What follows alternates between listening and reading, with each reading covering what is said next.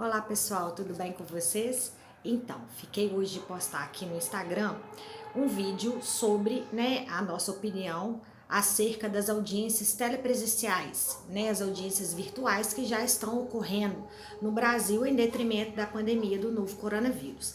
Então, coloquei lá no meu stories, para a gente começar a discutir e a problematizar e a trazer reflexões acerca do devido processo legal, da ampla defesa, do contraditório, em contrapartida com as audiências telepresenciais, o prazo razoável de duração do processo, a questão do cerceamento de defesa devido ao processo legal e a ampla defesa de uma maneira geral. Pois bem, após a decretação do estado de pandemia, de calamidade pública no nosso país, pelo governo federal, o Poder Judiciário não poderia passar ileso a essa situação que atingiu a todos nós, E nós estamos vivendo uma situação atípica, uma situação completamente diferente. Então, situações atípicas demandam, dos poderes constituídos e instituídos, medidas atípicas, medidas diferenciadas. Então, os tribunais superiores, sobretudo o CNJ, o Conselho Nacional da Justiça do Trabalho, editaram normas regulamentando e criando essa figura de chamada audiência telepresencial ou audiência virtual. Pois bem, e isso já vem ocorrendo.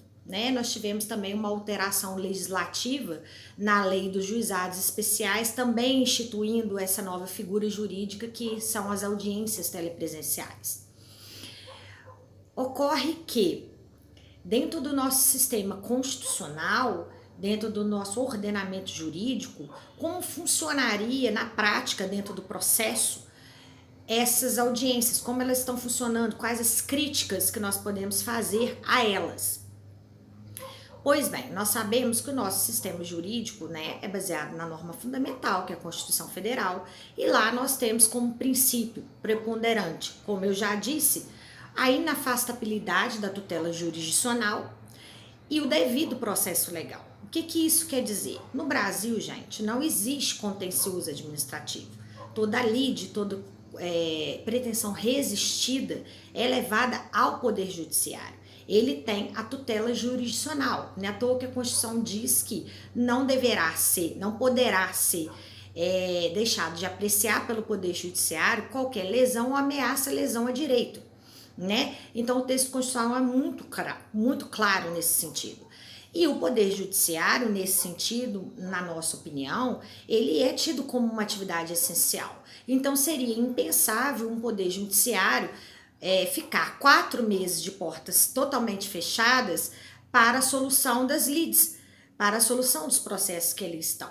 Nós não poderíamos permanecer até o final dessa pandemia, que a gente ainda não sabe qual vai ser o momento que isso vai estar controlado e que nós poderemos ter nossas atividades normais, habituais, podemos ter uma vida de volta à normalidade. Então, o judiciário não pode se furtar de dar ao cidadão a resposta que ele almeja, até porque, gente, tá lá no contrato social, nós abrimos mão da nossa autotutela, para dar ao Estado juiz, o dever-poder de resolver as lides, de resolver as nossas demandas e as nossas contendas. Então, pensar um Poder Judiciário que funcionaria durante todo o período de pandemia, único e exclusivamente num plantão extraordinário, trazendo resposta apenas aos procedimentos mais urgentes, dentro do direito criminal, o réu preso, os mandados de segurança, as medidas cautelares, que precisam de uma resposta imediata sob pena de perecimento daquele direito e de graves danos ao titular daquele bem jurídico. Nós não podemos imaginar um judiciário assim, até o final do ano de 2020. Deveria haver uma resposta e uma alternativa para que os processos estivessem em andamento. E uma dessas alternativas que os tribunais trouxeram para nós são as audiências telepresenciais. Qual que é a questão? Se nós temos a inafastabilidade da tutela jurisdicional e o direito de ação, o princípio da duração razoável do processo, o princípio da celeridade processual, o princípio da acesso à justiça. Por outro lado, como direito e como também princípio constitucional, gente, nós temos o devido processo legal, a ampla defesa, o contraditório, o princípio do juízo natural, o princípio da publicidade. Então, essas duas nuances, em nenhum momento elas são contraditórias, mas elas se complementam. Ao pleno acesso à justiça e a duração razoável do processo, ela só se concretiza na vida do cidadão se forem respeitados os outros princípios do devido processo legal, do juízo natural, o princípio da publicidade, dentre outros que a gente tem na Constituição e nas leis infraconstitucionais.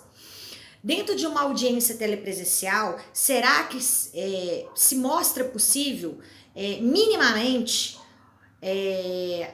o respeito e a observância dessas questões? É isso que eu quero trazer para vocês, para nós problematizarmos e conversarmos sobre. Pois não. A audiência telepresencial eu já fiz algumas, tá, gente? Então é uma coisa que já tá na minha experiência profissional. Eu não vejo problema nas audiências telepresenciais de conciliação, tanto na área civil, quanto no âmbito dos juizados especiais, quanto no âmbito da Justiça do Trabalho. Por quê? Porque para se obter uma composição, uma transação, uma concessão recíproca, né, entre autor e réu, a audiência telepresencial, nesse sentido, ela se faz